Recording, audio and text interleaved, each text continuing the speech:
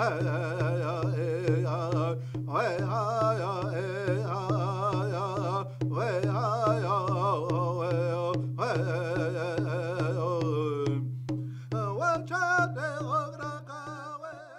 all goes back to the basic teachings that the Sangwi, or White Buffalo Calf woman, brought to the Lakota people. As women, we're connected to the earth, to the tides, to the water, and to the moon.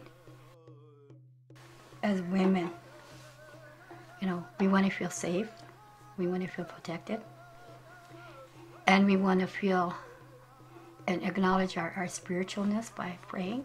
And so as spiritual beings on this human journey, prayer is a real great part of our lives. As Indian women, we have survived. As tribal nations, we have survived. We have survived because of our beliefs, teachings, and traditions. One of the strongest beliefs we have as Lakota people has been in the teachings of the White Buffalo Calf woman. In the old days, societies were real crucial to the makeup infrastructure of our nations.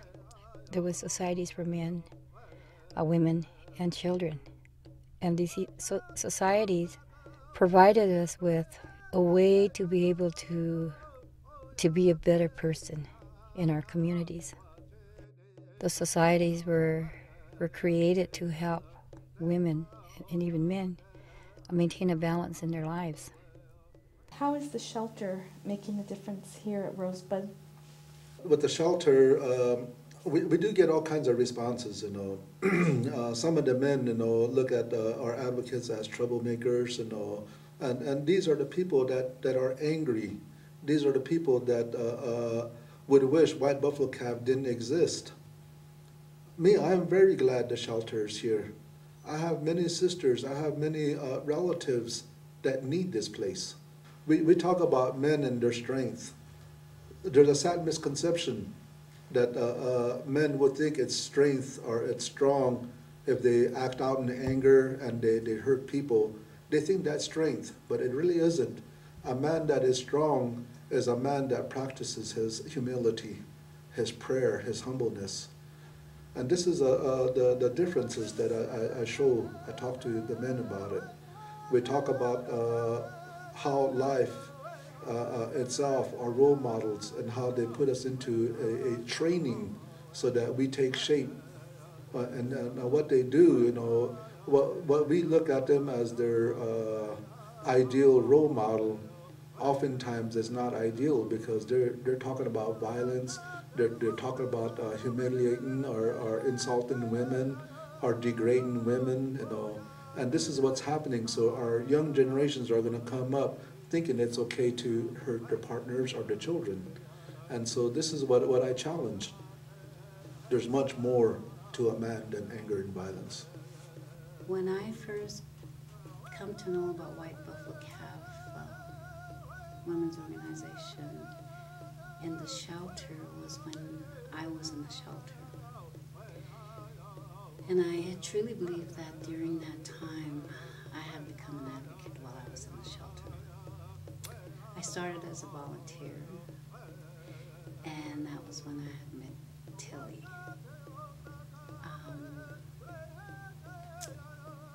There are times where, like myself, going through a lot of this emotional and verbal abuse, and at some point the physical part had come into my life.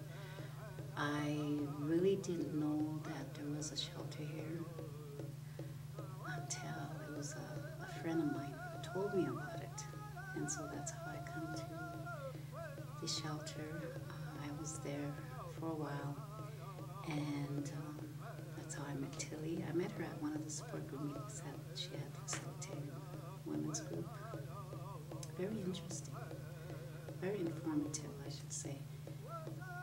One of the things that I really like about the shelter is that there is no judgment because when I was going to leave the shelter, one of the things that Tilly had said to me, and I'll always remember that, is that she said to take care, and she said, we'll always be here for you.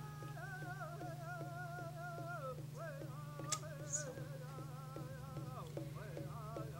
there are times where women, it's very hard for them to return because there's a lot of shame involved. But that's another thing that we work closely with women, is not to feel ashamed. And the most important thing is that the shelter is there for them. You see so many women that come through the shelter that are emotionally,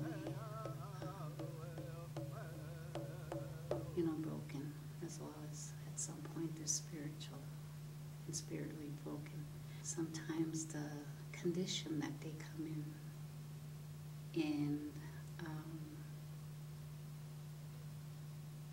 it's just hard not to, show any kind of emotions, but just to let her know that, we're here. Sometimes you give that woman a chance because there are times where a woman just won't talk, and that's okay. Just even the comfort of giving her a hug really helps.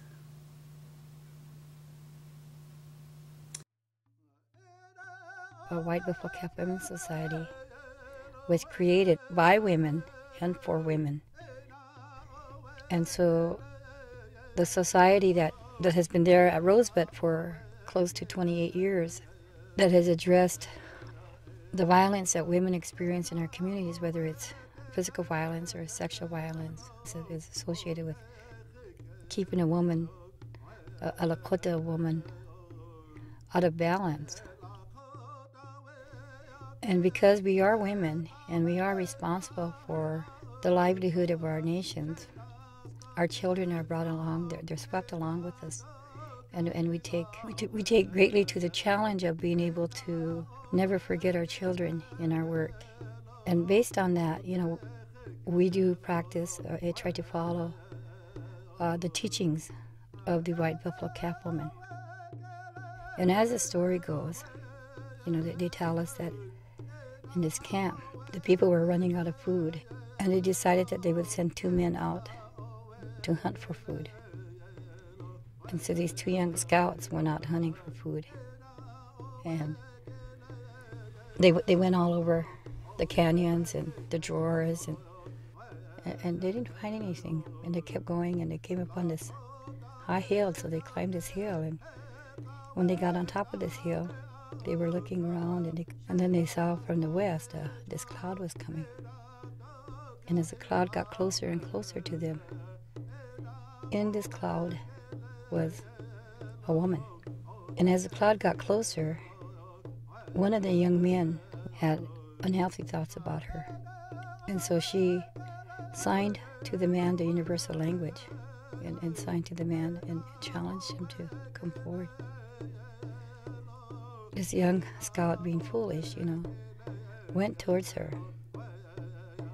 And the elements all came together. We talk about the Wakia, the thunder being, the Wyoming, the whirlwind, the wind. And they all came, and they all protected this woman. And when it all quieted down, all that was left of this man was his bones. One of the first teachings that she brought to us as a people was that even in thought, women are to be respected. And so we teach this to our children.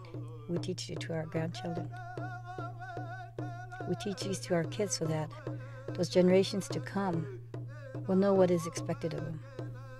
Those generations to come will also know how to treat each other as relatives. While we do the work within our tribal nations, we also realize that the work needs to be done intertribally at the state and the national level. Back in August of 1979, NCDB Steering Committee was invited to Rosebud. Women carried backpacks, sleeping bags, and flew into Pier, and then came on down to Rosebud, where they camped. When the National Coalition Against Domestic Violence was first incorporated in April of 1978, there was pieces of legislation in Congress, both the House and the Senate. When those pieces of legislation were introduced, they lost by great majorities. And those same pieces of legislation were again reintroduced back in 1979, and almost every year. When those pieces of legislation did not get passed by Congress, the states themselves began to pass laws to protect women. The women in those particular states provided that leadership for their states to pass these laws to protect women. By 1990, every state in the Union had some sort of protection. And I remember going to the Hill, going for some of the first meetings when the national pieces were first being talked about. I went to make sure that Indian women were not forgotten, that there was language in those bills that protected the sovereignty of the nations as well as the sovereignty of women. So the women that were doing this work, the VAWA legislation, knew that there had to be special language in there for tribal nations, because tribal women were certainly involved on a national level. By doing VAWA these 10 years, we want it to become something that will always be there for women. And so as women doing this work, we can't just stop because VAWA has given us the money to do this work. We have to make those connections beyond those shelter doors. And that's what it's all about, is that we do the work in the trenches, but we have to make those connections outside those shelter doors to say, stop. This is the way you can stop violence against women.